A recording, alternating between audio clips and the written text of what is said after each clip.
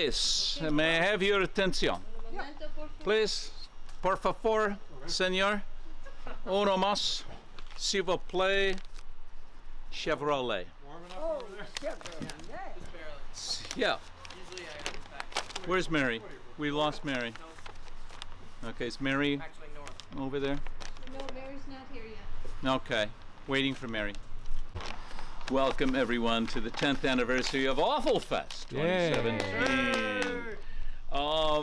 My name is Rich Tennant, in case you don't know. I'm one of the co-producers of Awefulfest, and I just want to take this opportunity to give some thanks over these 10 years that we've been able to do this. I'd like to thank Joe and Sarah Hill for offering this wonderful venue for Awefulfest for these past 10 years.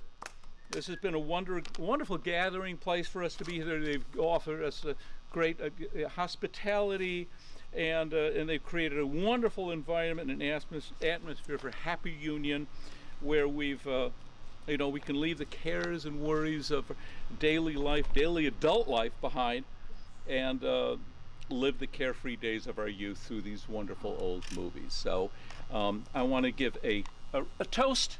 Everyone toast Joe and Sarah for giving us a wonderful venue. Thank you very much. Here. Yay. I also want to thank my co-producer, Mr. Joe Hill, aka Arch Lemon, also known as Lemon Square in an early incarnation. Joe has been relentlessly enthusiastic and has really been the driving force behind Awefulfest. I have to say that his creativity and bizarre flights of fantasy have kept this event happening year after year. He's produced some wonderful visual and oral effects that will act as a record for Awefulfest for years to come. I want to thank him for that. And that's all been done through his subsidiary company, Media Masters, as we all know, Media Master Studios. Lastly, I'd like to thank my wife for her good-natured acceptance of this annual event. And I'd like to say something that my wife said once, which makes a lot of sense, and I always remember this. She says, ritual is good. Ritual is a good thing. Ritual defines us as a family and as a culture. Rituals, things that we do regularly, year after year, these are good things. And thank goodness we have this ritual.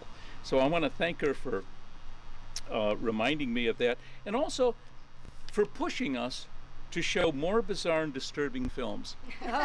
Cindy has always said, your films are they're too lightweight, and she wants more, strange films in this. So, and she said, never settle for a benign film when you can have an awful film. Right. And so I want to thank, here's a toast to Joe and Sarah, and to Cindy, my wife. Thank you. Thanks, Cindy and Huzza, Joe huzza, for being huzza. cousins. Okay, now we move on to the feature film. There will be a short intro to the film, which you'll all enjoy by, virtue of our Media Master Studios. But the movie tonight I want to talk about, the movie is Brainiac, 1961, and this is really a bad film.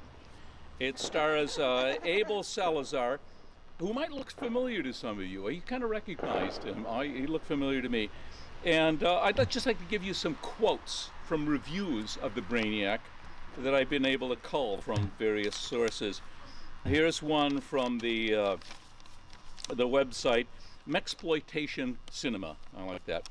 This is Doyle Green writes, without question, the Brainiac epitomizes virtually everything that a bad film connoisseur would want. Ineffective special effects, glaring technical errors, histrionic acting, and obvious budget limitations, all of which are augmented or compounded by Murray's brand of unnatural and often unintentionally hilarious dubbed dialogue. This from the Claws and Saucers website, in which they say, like other classic Mexican sci-fi horror films, Brainiac is alternatively confusing, disturbing, and hilarious. It's certainly never boring. And finally, from Nathan Thompson from Mondo Digital, he calls the Brainiac alternatively unnerving and hysterical, Nowhere even close to a good film, The Brainiac is an acquired taste, but well worth the effort.